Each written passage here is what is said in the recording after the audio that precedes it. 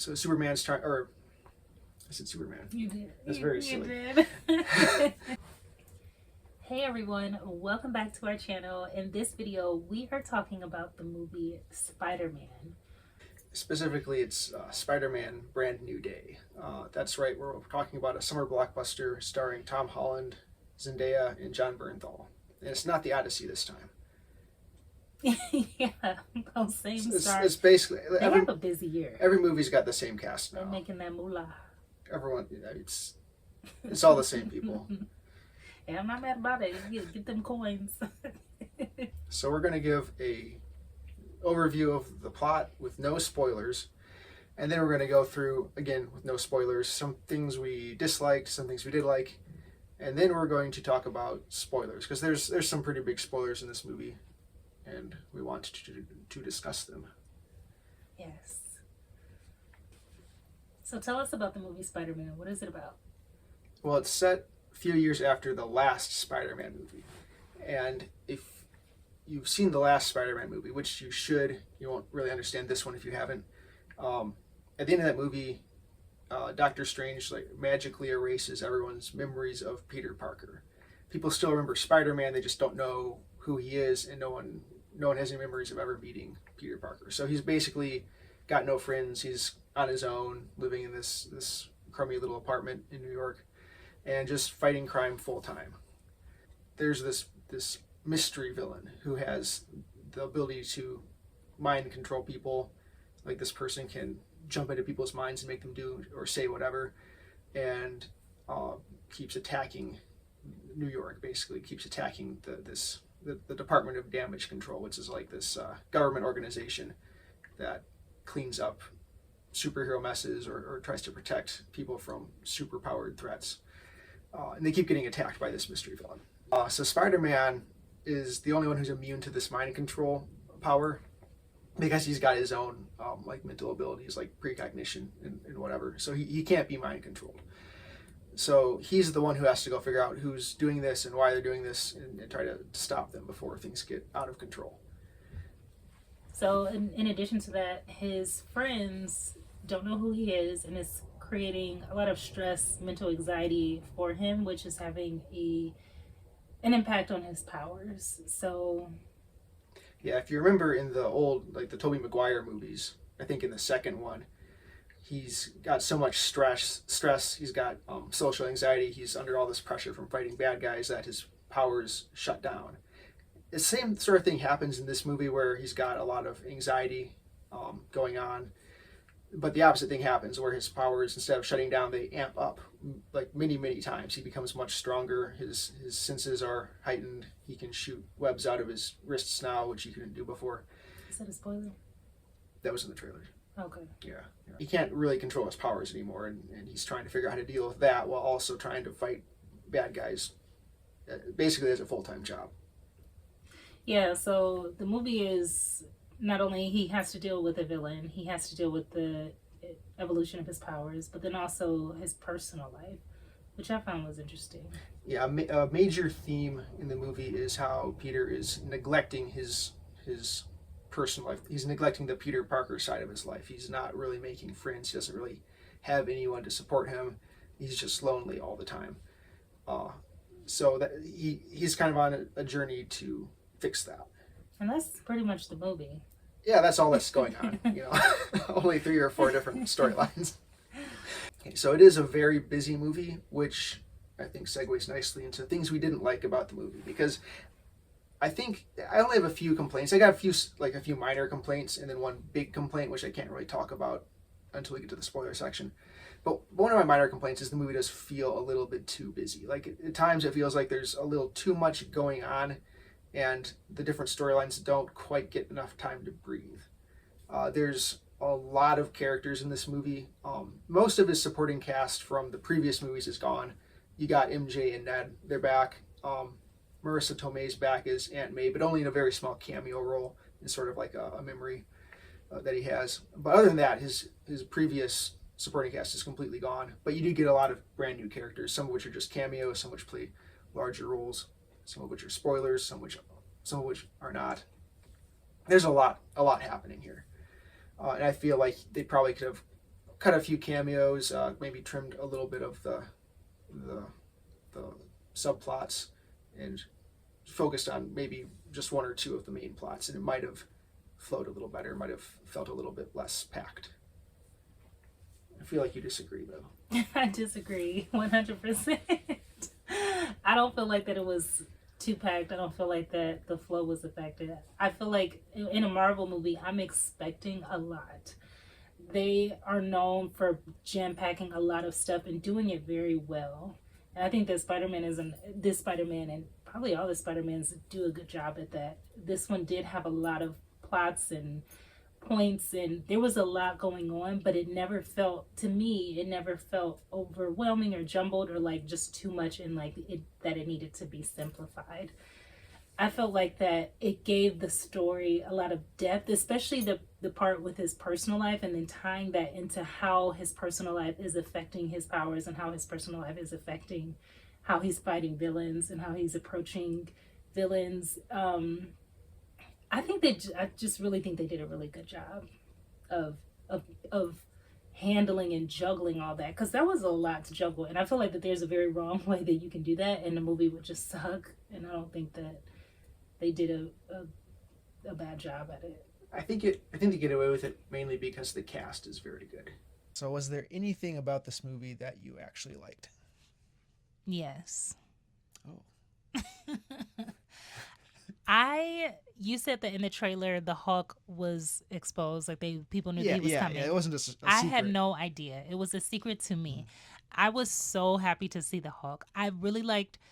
Oh my gosh, and it's the real Hulk. It's like the big angry Hulk. Like, it's not the smart Hulk that no one likes. It's like the actual big. It was big green, not able to control himself Hulk. And there were so many things that I liked about the movie. I liked the character of the ex-police officer guy. Oh, the Punisher is in the it. Punisher. If you're familiar with that character, he's like an ex-Marine. So good in the movie. He becomes a vigilante. Hilarious.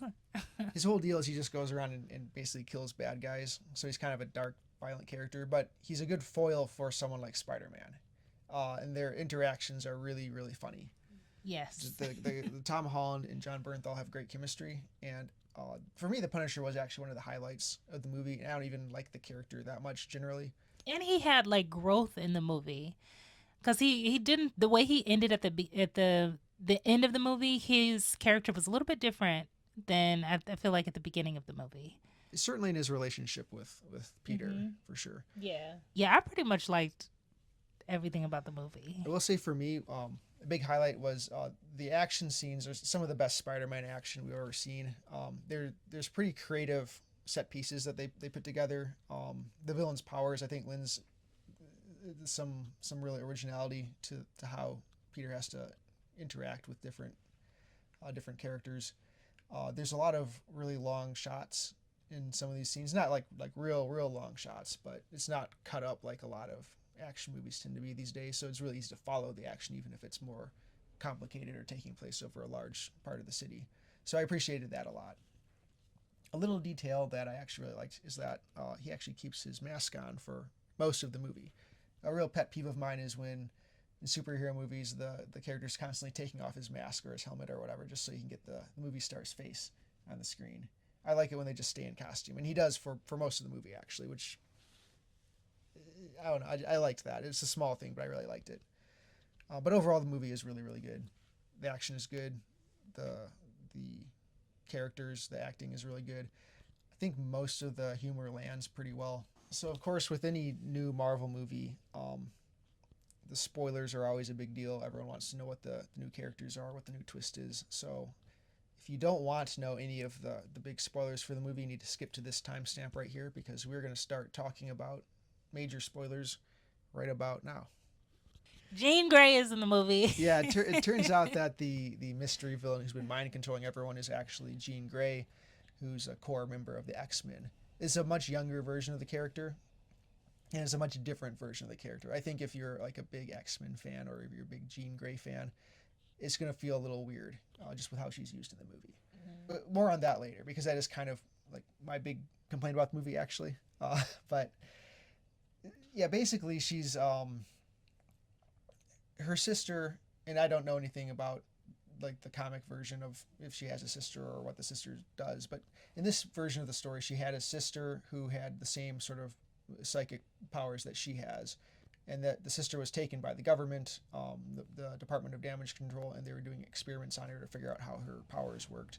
And she ended up dying, but Jean is trying to figure out what happened to her, and then she's trying to rescue her. She's trying to rescue her, and then she doesn't know that she died. And then she's trying to take revenge when she figures it all out. And they have some type of, their power is like a telepathy type power where they can basically take over, possess somebody else's body, or enter their mind and look at their memories. Yeah, again, this is like a younger version of the character, so her powers haven't really developed. I think in most of the other X-Men movies, she can basically do whatever telepathy that the movie needs her to do. So her powers are kind of vaguely defined traditionally, but in this version, she's young, she's still growing, and she can basically just put her mind into someone else's body. Within there's like a limit to it. She can only go so many feet away. Yeah. So she has to like hop between people to get to the person she wants to control, which leads to some interesting scenes. But yeah, basically, at the end of the movie, her powers kind of unlock a little bit, and she like freezes several blocks of New York telepathically. Spider-Man, of course, is immune, so he has to go in and he has a little fight scene with people she's controlling, and then confronts her. Basically, he talks to her and convinces her to spare the guy that she's going to kill, who's responsible for her sister's death. But then the Punisher tries to take her out because that's just what he does. So he shoots at her with a sniper rifle. Peter kind of like takes the bullet for her. But he does take the bullet for her. Yeah, and then he survives. But he's like in the hospital for a while, and then at the end he's fine. And Jean just kind of goes off, and we don't really know what happens to her at the end of the movie. So that's your big spoilers for what happens at the end of Spider-Man: Brand New Day. And his love interest from the previous movie, MJ, doesn't remember. Which is weird because Ned does. You haven't seen Guardians of the Galaxy Volume 3, I think. But I don't think so. But that movie does the exact same thing where there's the former love interest who doesn't remember the main character, and then they don't get back together. It's like the same plot. I don't know why they did it twice. It's a very weird niche thing to do twice, and I don't think it's particularly interesting either time. So in the movie, they show that MJ's character, or MJ, has a love interest, as if she, you said moved on. I don't know if moved on is the right word, because in her mind, she has no memory of Peter Parker, so she wouldn't be moving on from him. She would just be developing a love interest. However, there's something that she says in the movie. She says to Ned, their best friend, I feel like I'm waiting for something. And she looks at Peter Parker when she says it. And she says it not knowing that he's Peter Parker. And so this whole time in the movie, I'm thinking like, okay, maybe she's going to remember or something. She's like in love with him, but doesn't understand why, because she just met him in her mind. And we never see that. We never see that. We actually see the opposite of that come towards the end of the movie. They wanted to give her love interest, which they did. I would like to have seen more depth of that, because we only see her love interest in, I believe, one scene of the movie. And I think she talks about the love interest briefly in a different scene. And the stakes for that love interest don't feel high. It doesn't feel like it's relevant to the movie. Since they put it in, it needs relevance, because you shouldn't just put things in for no reason. Yeah, that is the entirety of this storyline. He appears on screen for 5 seconds, has a line of dialogue, and then 20 minutes later, she talks about him for about 15 seconds. Like, why aren't they together more? And this is halfway through the movie. With Ned more, which is her best friend. It's like she's not even in a relationship. Well, a romantic relationship. You know what could have helped fix this problem? If there was less stuff in the movie. No, I don't think so. They could have let this storyline breathe a little more, and you could have got to know him as a character. I disagree. You don't want to admit that I'm right, that the movie is just a little overstuffed. This is not about right or wrong. These are opinions. I think overall they could have had it where she remembers Peter, or she doesn't and is committed to this love interest, but they didn't flush that out, and I feel like that they should have. So that was like the biggest thing that I didn't really care for. I didn't have any major dislikes in the movie, but that's something that I wish that they did differently. Yeah, MJ really seems like she doesn't have a character arc. She has no character growth or development in this film. She's just there to facilitate Peter's character growth. Um, I wasn't thrilled to see her and Ned coming back because I thought their storylines had been wrapped up. I think they overall were fine in this movie, though. I didn't really mind them, but I think that I just feel like the storyline could have gone somewhere. I like them though in the movie. I do like Ned and MJ in the movie, and I liked overall. I mean, I liked how they wrote the characters, but that part, that love interest piece, and her relationship with Peter, It goes nowhere. yeah. So, but everything else I think was fine. Okay, so my one really big problem with the movie was definitely how Jean Grey's story plays out ultimately. Mainly just how it concludes, because like I said, if you're a big fan of the character, you might be upset with how she's handled in this movie. Are you a big fan of the character? I don't really care that much, Okay. but I'm kind of annoyed by it. I feel like if you like the the traditional version of the character, this might annoy you even more.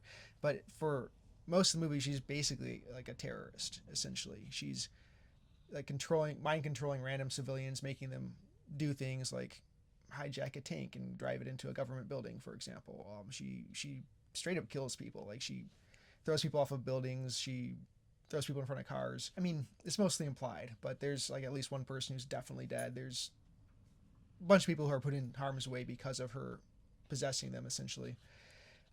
Which is fine to write a character that way, especially if they're the villain of the story. The problem is that there's no reckoning for that. There's no remorse. She never feels sorry for any of this at the end of the movie. She just basically, because some people did bad things to her sister, she gets a pass and just gets away with it. And neither Spider-Man nor the Punisher seem all that concerned about her just going out and free into the wide world, which is what happens at the end of the movie. They just let her go, and she's just out there. Well, what do you think that they should have done? There should have been some kind of redemption for her if they wanted to go that route. She could have at least acknowledged that she felt bad about the things she did. But it's just the idea that if you're like a victim, if some injustice has been done to you, then it's like, oh, it doesn't matter the things you do to make it right. You can just kind of do whatever. And that to me feels like how they leave the character. A big theme in basically all the X-Men stories is how the world at large like kind of fears and hates the mutants. And if Jean Grey's role in this story is the reason for that, and then the next time the X-Men show up, I wouldn't mind it as much, because it would kind of pay that off. It's like, well, she actually did do a whole bunch of stuff that was really bad, and now people are afraid of the mutants, and that's kind of why they're persecuted in future stories. But it gets no resolution in this story. It feels more like the sort of stuff that like Magneto would do if you want to take another X-Men character, where he's basically just, mutants are persecuted, so I'm gonna go like kill a bunch of people, and it's fine because they hate us anyway.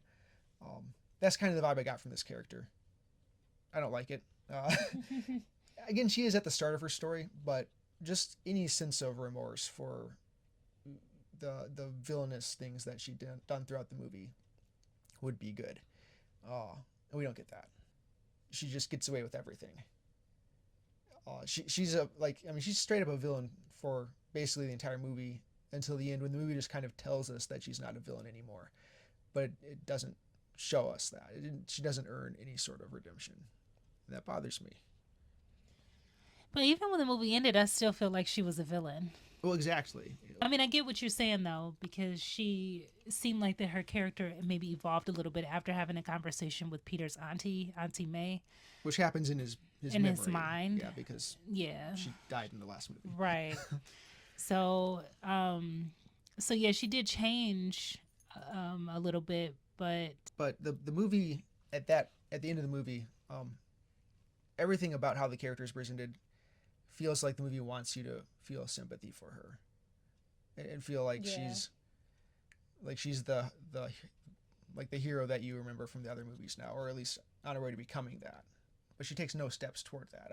Literally the only thing she does that might be even a little heroic in the movie is like when she finally catches the guy who killed her sister, she ends up not killing him because Spider-Man kind of like persuades her not to. She also helped to keep Spider-Man alive. She did, but like I said, she kills a lot of people, and that's literally never addressed at the end of the movie.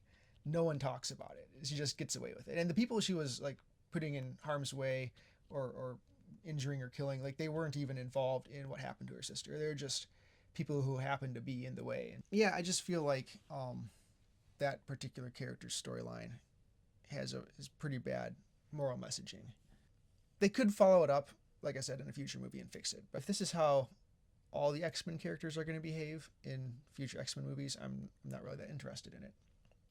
And like I said, this is typically how the evil mutants behave in X-Men stories. And she's supposed to be one of the heroes.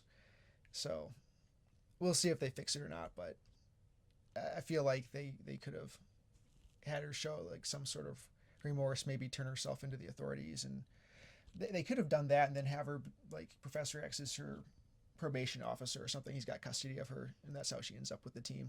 That'd be kind of a cool little link into the X-Men universe, but they didn't do that. They just put her on a bus off into the who knows where, scot-free. So I didn't like that. But was it enough for me to not recommend the movie? Was it? No, this movie was great. I can easily recommend the movie, even though I got some gripes about the characters and how packed it was with stuff. I had a great time with this movie. Action's fantastic. The characters are all fantastic. It looks great. This is my favorite version of the Spider-Man costume, actually. I think it's really, really good. Was this costume different than the other Spider-Mans? Or are you talking about Tom Holland specifically? Overall. I haven't watched... Does Tom Holland costumes change? Oh, yeah. I mean, that's one thing Marvel does that kind of that. bothers me. Like, literally, rewatch the movies. Literally every hero has a different costume in each movie. It's for merchandising. It's so, who's buying this? It's so they can sell new action figures or whatever. But this is the best version of the costume, and I'm sorry that it will be gone in the next movie. So would you recommend Spider-Man Brand New Day? Yes, I would recommend that movie. It's a good movie. It is. It's a really good movie, actually. It might be Tom Holland's best Spider-Man movie. I'm not sure. It's up there. Yeah, they gave him a lot of depth in this movie. I feel like This is the best that Tom Holland's version of Spider-Man, the character, has been. Thanks for watching this video. Be sure to like it if you enjoyed it and subscribe to our channel so you don't miss future reviews. And comment below, would you recommend this movie or have you seen this movie? What's the best Spider-Man movie?